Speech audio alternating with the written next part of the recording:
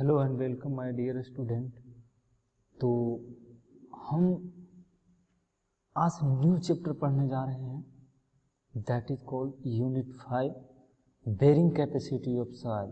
That is the most important chapter of soil mechanics, है ना। Geotech का एक बहुत इम्पॉर्टेंट चैप्टर है ना। आगे आप चाहिएगा इंजीनियरिंग अगर करना चाहते हैं तो इसमें भी बहुत इम्पॉर्टेंट होगा इसका रोल। तो बेरिंग कैपेसिटी ऑफ सॉइल का बहुत इंपॉर्टेंट है हम लोग को फाउंडेशन बनाने में, है ना। बहुत सारे स्ट्रक्चर जो भी हम बनाते हैं ना, तो वहाँ पे सॉइल का जो बेरिंग कैपेसिटी होगा उस पर डिपेंड करेगा कि आपका स्ट्रक्चर कैसा होगा। जैसे मैं आपको कुछ इमेज दिखाता हूँ, चलिए आइए। बेरिंग कैपेसिटी ऑफ सॉइल बहुत इंपॉर्टेंट है सॉइल का। तो बेरिंग कैपेसिटी सॉइल का अच्छा है तो वहाँ पे आप अच्छा फाउंडेशन बना सकते हैं। जैसे मैं एक हाईवे का बात कर सकता हूँ, यहाँ पे रोड है ना। तो यहाँ पे आपका क्या है, पेवमेंट है। ये क्या है, पेवमेंट है ना। सॉइल का ऊपर पेवमेंट लगा हुआ है, देखिए ये जो ब्लैक कलर का है ना, एग्रीगेट है, ये पेवमेंट है आपका रोड का, ये पेवमेंट है। नीचे आपका क्या है, सॉइल ग्रेन है, नीचे सॉइल पार्टिकल है, सॉइल ग्रेन है। तो इसी का हमको बेरिंग कैपेसिटी देखना है। ये सब सॉइल है, इसका बेरिंग कैपेसिटी देखना है। अगर इसका बेरिंग कैपेसिटी अच्छा है, मतलब लोड लेने की क्षमता इसमें ज़्यादा है, इसमें शियर फेल्योर ना हो, तो आप इस पे स्ट्रक्चर वर्क कर सकते हैं। लो स्ट्रक्चर भी यहाँ पे बनाइएगा, लो फाउंडेशन भी यहाँ पे बनाइएगा, तो आपका सॉइल फेल नहीं करेगा, क्या है ना। लेकिन अगर आपका ये सॉइल क्या है, वीक है, बेरिंग कैपेसिटी इसका कम है, बहुत कम है, तो आपका जो फाउंडेशन यहाँ पे बनाना होगा, हैवी फाउंडेशन बनाना होगा, ठीक है। अगर आपने यहाँ पे जो रोड डिजाइन करना चाहते हैं तो आपका रोड इस बिटुमिन्स का रोड से काम नहीं चलेगा। इसके लिए आप क्या आरसीसी का या पीसीसी का रोड बनाना होगा, ठीक है। तो देखते हो कहीं बीच बीच में आपको मिलता होगा पीसीसी का रोड और कहीं कहीं बीच में बिटुमिन का मिलता है। ऐसा क्यों होता है? तो वो डिपेंड करता है कि सॉइल का बेरिंग कैपेसिटी कैसा है, उसके अकॉर्डिंग हम लोग रोड बनाते हैं। अगर कहीं पे क्या है, मार्शी लैंड है, बेरिंग कैपेसिटी सॉइल का बहुत कम है ना। जहाँ पे क्या हमेशा वहाँ पे पानी आता रहेगा, बाढ़ आता रहेगा, है ना, फ्लड आते रहता है, तो वहाँ पे जो हम लोग जनरली रोड का डिजाइन करते हैं वो पीसीसी का करते हैं, क्योंकि वो बेरिंग कैपेसिटी वीक है सॉइल का, ठीक है। तो वहाँ पे जो हम ये बिटुमिन का रोड बनाएंगे तो ज़्यादा नहीं चलेगा, अनइकोनॉमिकल हो जाएगा हम लोग का डिजाइन। तो वहाँ पे हम लोग पीसीसी डिजाइन करेंगे, ठीक है। चलिए अब कुछ हम दिखाते हैं बेरिंग कैपेसिटी कैसे फेल करता है। ये तो इम्पोर्टेंस हो गया बेरिंग कैपेसिटी का। अब देखिए आप एक इमेज देखिए, ये थोड़ा सा धुंधला है, ये इमेज देखिए, हम आते हैं इस पर। हाँ, ये इमेज देखिए आप, क्या हो रहा है, ये बिल्डिंग है या कोई भी है, कोई स्ट्रक्चर ही है, तो फेल कर गया कि नहीं, सेटलमेंट हो गया इसका ना। देखिए सेटलमेंट हो गया, तो ऐसा क्यों हो रहा है, क्योंकि ये सॉइल जो है शियर रेजिस्टेंस इसका काफ़ी कम है, बेरिंग कैपेसिटी इसका काफ़ी कम है, तो क्या कर गया, सॉइल सेटल कर गया, डाउन सेटल कर गया, है ना। तो ये सब आपका प्रॉब्लम आ सकता है। बेरिंग कैपेसिटी सॉइल का कम है, खराब है ना, अच्छा नहीं है, शियर रेजिस्टेंस ठीक नहीं है, तो यही सब प्रॉब्लम आएगा। आपका बिल्डिंग क्या कर जाएगा, सेटल कर जाएगा, ठीक है। फुल्ली क्या कर जाएगा, सेटल कर जाएगा, या टिल्ट हो जाएगा, सेटलमेंट विथ टिल्टिंग हो गया इसमें, है ना। तो यही से शियर फेल्योर के कारण ये सब आपका हो जाएगा। तो डिजाइन वक्त यही हमको देखना पड़ता है। एज ए इंजीनियर आप डिजाइन करिएगा ना कोई भी स्ट्रक्चर का, तो पहले हम टेस्ट करते हैं सॉइल का, कि जिस पर्पस से आपने वहां डिजाइन करना चाह रहा है, जो आपका मोटिव है डिजाइन करने का, क्या वो मोटिव के लिए आपका सॉइल सक्सेस करेगा या नहीं करेगा, तभी हम डिजाइन करेंगे, अदरवाइज आप डिजाइन नहीं करेंगे। अगर डिजाइन करेंगे तो कोई काम का नहीं होगा, कि डिजाइन आपका क्या हो जाएगा, फेल हो जाएगा, है ना। जैसे मैं बात करता हूँ कि इस सॉइल पे मैं एक बिल्डिंग बनाना चाहता हूँ। आप बिल्डिंग कितने स्टोरेज के आप बनाना चाहते हैं, हो सकता है आप अभी 1 स्टोरेज के बनाएं, लेकिन भविष्य में क्या हो, फ्यूचर में आप हो सकता है मल्टी स्टोरेज बना लें, 5 स्टोरेज के बना लें, 6 स्टोरेज के बना लें। तो उसका कैपेसिटी लेके चलना होगा ना, कि अगर हम 6 स्टोरेज मंजिला 6 मंजिला हम मकान बनाते हैं, 6 स्टोरेज बिल्डिंग बनाते हैं, तो क्या सॉइल जो है मेरा मकान का लोड ले पाएगा या नहीं ले पाएगा। अगर नहीं ले पाएगा तो सेटल कर जाएगा, अगर ले पाएगा तो सेटलमेंट कम होगा। तो उसी के अनुसार आप डिजाइन करिएगा, ठीक है। तो ये सब फेल्यूर क्या होता है, जैसे मैं आपको बात करता हूँ, ये सब सॉइल में फेल्यूर जो होता है ना, वो कौन कौन टाइप का फेल्यूर हो सकता है। पंचिंग फेल्यूर होता है, शियर फेल्यूर होता है। एक्चुअली आपका हम लोग डिस्कस करेंगे 1 बाय 1, ठीक है। तो चलिए, कुछ बेरिंग कैपेसिटी ऑफ सॉइल हम पढ़ रहे हैं, उसमें कुछ लोड का जरूरत होता है कैलकुलेशन करने में। तो आगे हम लोग कैलकुलेशन में देखते हैं उसका ग्रॉस लोड इंटेंसिटी, ठीक है। ग्रॉस लोड इंटेंसिटी क्या होता है, ग्रॉस लोड इंटेंसिटी, तो देखिए, it is the total load, it is the total load at the base of footing divide by total area of footing. आप देखो फुटिंग क्या होता है, जैसे मैं देखो बनाता हूं, ये आपका कोई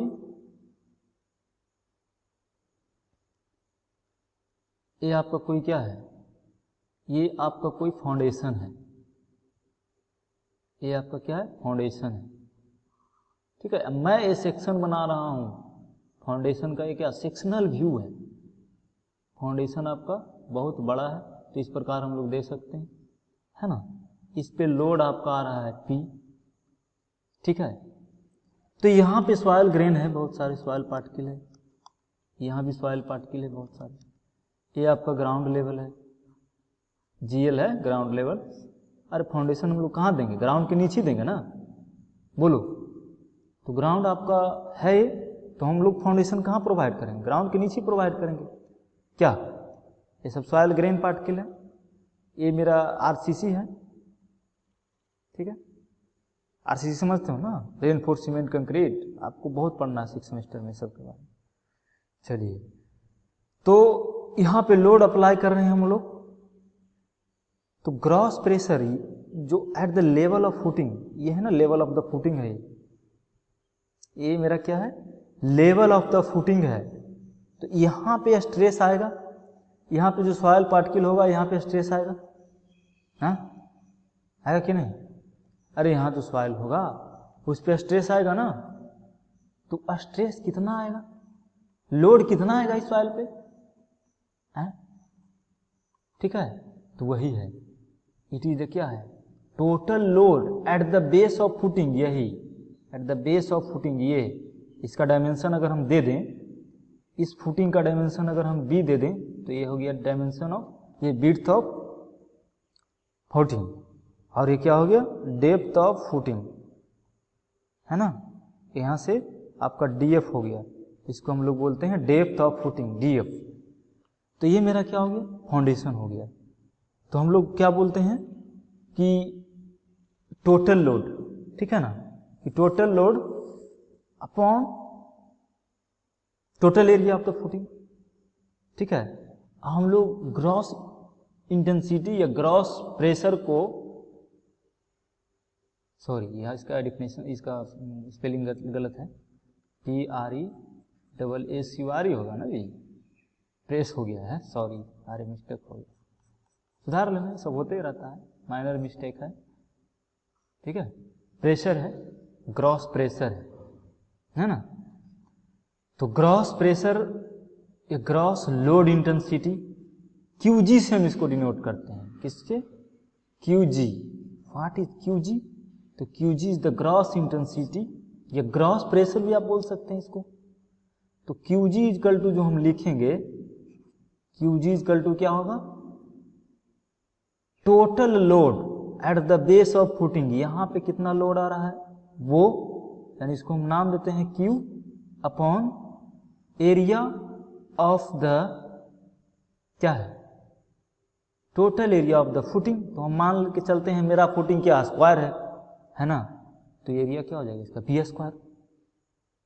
मेरा क्या एरिया, अरे इस प्रकार है, जैसे मैं बात करूं, कोई बुक लेता हूं, तो ये मेरा फुटिंग है, इसको दिखा देंगे ना। जैसे मैं बात करता हूं कि इस पे लोड आ रहा है, ये मतलब बेस क्या फाउंडेशन का, जैसे ये इसका क्या हो सेक्शनल व्यू दिख रहा है ना, ऊपर से कॉलम है, ये नीचे फुटिंग डिजाइन की है, तो इसका एरिया यही होगा ना। मान लीजिए बुक आपका स्क्वायर है, तो एरिया आपका ये होगा ना कि ये वाला तो सेक्शन दिख रहा जो है, सेक्शन ही दिख रहा है, सेक्शनल व्यू है, आपका एरिया ये है, ठीक है। तो एरिया अगर स्क्वायर होगा तो क्या होगा, बी स्क्वायर होगा ना। हाइट भी बी है, लेंथ भी क्या है, बी है, मतलब विड्थ भी बी है और लेंथ भी बी है, तो इसका एरिया क्या बी स्क्वायर होगा कि नहीं, अरे होगा ना बी स्क्वायर, तो यही है, ठीक है। उसी प्रकार मेरा नीचे वाला पोर्शन जो होगा फुटिंग का, उसका एरिया हम बात करते हैं टोटल एरिया, ठीक है। तो जहां पे आ रहा है लोड उसका एरिया बात करेंगे ना कि टोटल नहीं, जहां पे लोड आ रहा है उसका हम बात करेंगे, ठीक है। तो मेरा ये निकल के आ गया क्यूजी। क्यूजी हमेशा याद रखना क्या होता है, total load at the base of footing divide by area of the footing.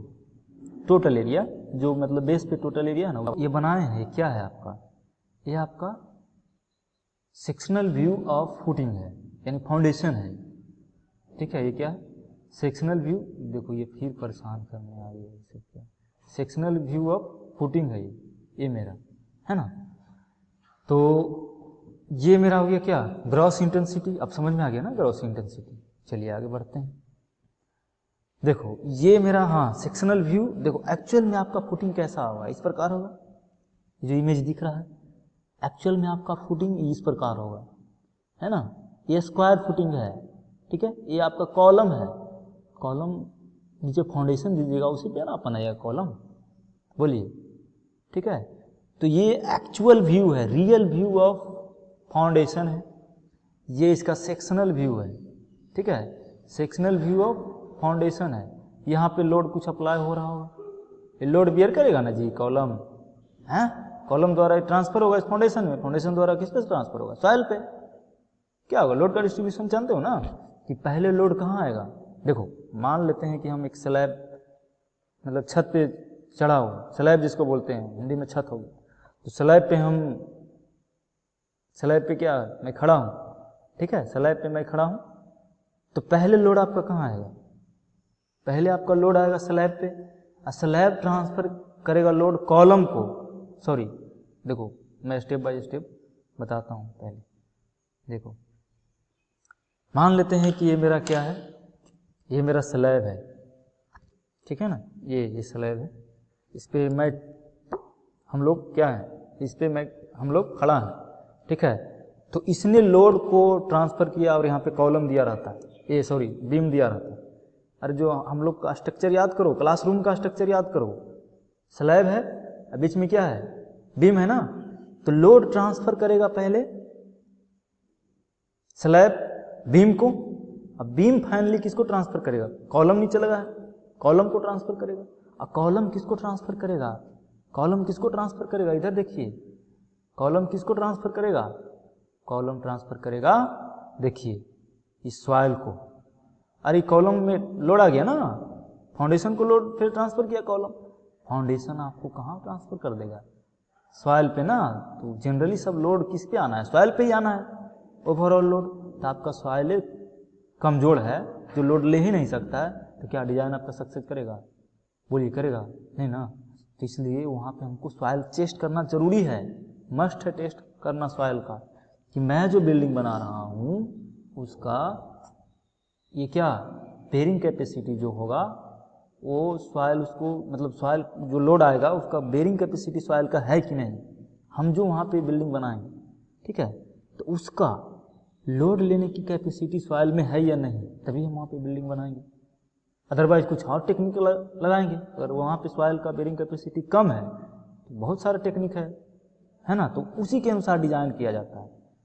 अगर सॉइल का बेरिंग कैपेसिटी अच्छा है तो आप फाउंडेशन कमजोर भी दीजिएगा ना, रेनफोर्समेंट कम भी प्रोवाइड करिएगा ना तो चलेगा, लेकिन बेरिंग कैपेसिटी सॉइल का कम है तो फाउंडेशन आपका तगड़ा डिजाइन करना पड़ेगा, अच्छा फाउंडेशन डिजाइन करना पड़ेगा, स्ट्रॉन्ग फाउंडेशन डिजाइन करना पड़ेगा। ठीक है, तो आप समझ गए कैसा स्ट्रक्चर होता है। तो ये मेरा क्या हो गया, फाउंडेशन हो गया रियल में जो हम लोग प्रोवाइड करते हैं। ये सेक्शनल व्यू है, तो मैं जो क्लास में बताऊंगा हर हमेशा यही रहेगा, सेक्शनल व्यू मैं बताऊंगा, क्योंकि 3D को बता पाना थोड़ा मुश्किल है, तो हम इसको 2D में बात कर लेते हैं, सेक्शनल व्यू में आ जाते हैं। ठीक है, चलिए अब हम लोग आते हैं लोड, नेट लोड इंटेंसिटी। ठीक है, किस पे, नेट लोड इंटेंसिटी है ना। तो हमको जो नेट लोड इंटेंसिटी जो होगा हम लोग इसको डिनोट करेंगे क्यूएन से। किससे डिनोट करेंगे, क्यूएन से डिनोट करेंगे। और जो मेरा था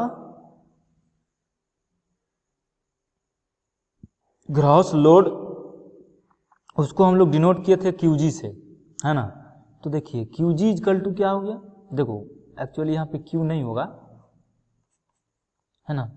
जैसे ये पी लोड आ रहा है, ठीक है, तो पी लोड आ रहा है तो क्यूजी इक्वल टू जो होगा, देखिए क्यूजी इक्वल टू जो होगा पी, और देखिए इसका भी तो कुछ लोड आ रहा होगा इस फुटिंग पे, यहाँ जो सॉइल है इसका भी तो इस पे कुछ लोड आ रहा होगा। बोलिए आ रहा है कि नहीं, अरे आ रहा है कि नहीं, आ रहा है ना। तो इसका भी लोड कुछ आ रहा है तो फाउंडेशन पे इसका भी ऐड करेंगे कि नहीं करेंगे, बताइए, ऐड होगा ना। तो इसका लाइट कितना होगा, तो देखिए यहाँ पे इसको हम सरचार्ज बोल देते हैं। क्या बोल देते हैं, सरचार्ज। सरचार्ज लिखने का तरीका है, यानी इफेक्टिव स्ट्रेस लिखने का तरीका है gamma into D F. Gamma into height ले लो, जितना में सॉइल है ना उसका वर्क यूनिट वेट ले लो, gamma T and to D F कर दो। डी एफ क्या, हाइट, तो उसका लोड आ गया। बोलो यही आ गया ना। तो इसका लोड कितना आ गया, gamma T into D F आ गया। ठीक है, तो टोटल आपका क्यूजी जो आएगा, total load on the base of footing कितना आएगा, P प्लस, चलो मैं इधर लिखता हूं, कहां पे, यहां पे हम छोड़े थे, हाँ, टोटल लोड कितना होगा QG, यानी कि क्या है QG ग्रॉस लोड या ग्रॉस प्रेशर, है ना। कितना होगा P plus DF into gamma T, है ना। तो ये तो ग्रॉस प्रेशर हो गया। अब मैं क्या बता रहा हूं आपको, ये तो ग्रॉस प्रेशर हो गया, इस प्रकार लिख दीजिएगा। सॉरी, ग्रॉस प्रेशर के लिए क्या है, एरिया से डिवाइड करना पड़ेगा ना, टोटल एरिया से। तो एरिया से डिवाइड करिएगा कि नहीं, तो क्यूजी आपका जो निकल के आ जाएगा P plus D F into gamma T upon total area, that is equal B square.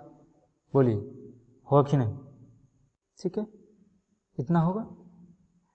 ठीक है, चलिए ग्रॉस प्रेशर निकल के आ गया, ग्रॉस प्रेशर निकल के आ गया ना। अब नेट लोड क्यूएन, हाँ तो क्यूएन क्या है, क्यूएन क्या है, नोट नेट क्या है, क्यूएन क्या है, नेट लोड इंटेंसिटी और net pressure. It is the load intensity at the base of the footing in the excess of load intensity that the soil was originally subjected due to weight of itself। देखो इतना लंबा चौड़ा definition आपको नहीं पढ़ना है।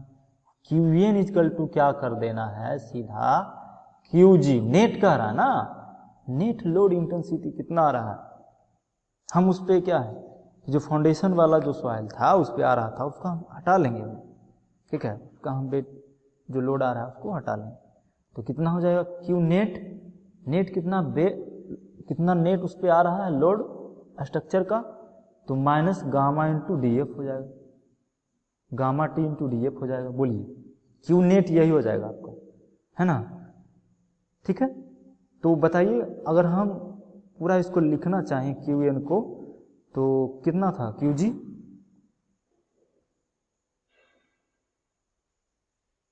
कितना था क्यूजी, क्यूजी में सीधे इसको घटा देना है बस, और क्या क्यूएन, ठीक है।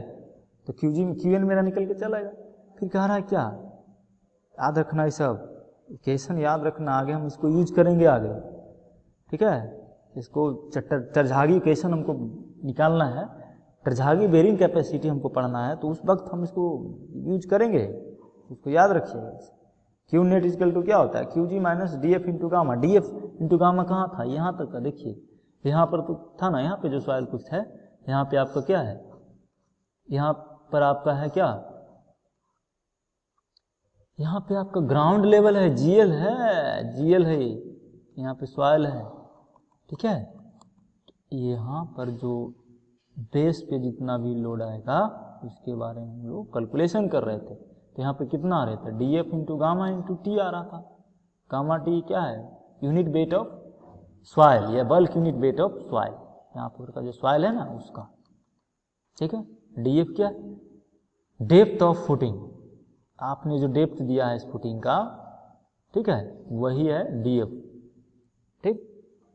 तो यहाँ पर जो सॉइल के कारण आ रहा था load, D F into gamma T, उसको क्यू एन में घटा लेंगे, ग्रॉस में घटा लेंगे, तो क्यू एन मेरा निकल के आ जाएगा, क्यू जी इक्वल टू हो जाएगा क्या, पी प्लस ये पी आ रहा था, पी प्लस ये लोड जो आ रहा था सॉइल का वो, अब टोटल एरिया हो जाएगा, ग्रॉस प्रेशर है ना, डी एफ था, लेकिन क्यू एन हमको निकालना है, तो इसमें से क्या, P plus D F into gamma T में से माइनस कर देना होगा, ठीक है।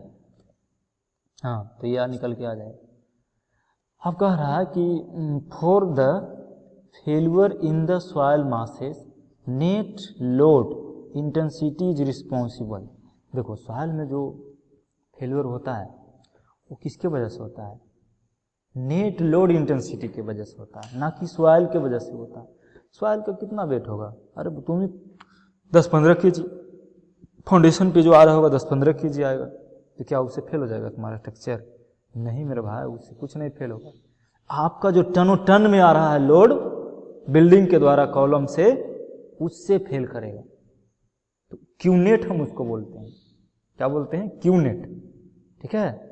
जो एक्चुअल में स्ट्रक्चर का लोड आ रहा है सॉइल पे, उसको हम बोलते हैं क्यूनेट, उसकी वजह से फेल करेगा, ना कि आपका बेस के जगह पे सॉइल वहाँ पे है, फुटिंग पे जो सॉइल है उसकी वजह से कुछ इफेक्ट नहीं पड़ेगा। 10 kg उसमें हटा दो, 10 kg लोड बढ़ा दो, तो क्या फ़र्क पड़ने वाला है, कुछ फाउंडेशन पे फर्क पड़ने वाला है नहीं, क्योंकि हम जहाँ पे 10 टन के लिए डिज़ाइन कर रहे हैं, 20 टन के लिए डिज़ाइन कर रहे हैं, तो वहाँ से 10 kg क्या फ़र्क पड़ेगा, कुछ फ़र्क पड़ेगा नहीं ना। तो यही यहाँ पे बोल रहा है कि for the failure in the soil मास, है ना, net load intensity is responsible. कौन रिस्पॉन्सिबल है फेल्यूर के लिए, नेट लोड इंटेंसिटी, ना कि ग्रॉस लोड, ठीक है। तो हम लोग बात करेंगे नेट लोड की। चलिए, ultimate bearing capacity of soil, ये क्या होता है, तो इसको हम नेक्स्ट लेक्चर में देखेंगे, क्योंकि अगर इसी लेक्चर में मैं बात करूं तो वीडियो थोड़ा लंबा होगा, जो कि आपको ऐसे देखते नहीं है, और लंबा हो जाएगा तो देखिएगा नहीं। तो हम यहीं पे स्टॉप करते हैं, ये लेक्चर मेरा 10th होगा, ultimate bearing capacity of soil. तो आप लोग वीडियो देखिए, थैंक यू। यहीं तक, नेक्स्ट लेक्चर में हम लोग मिलते हैं।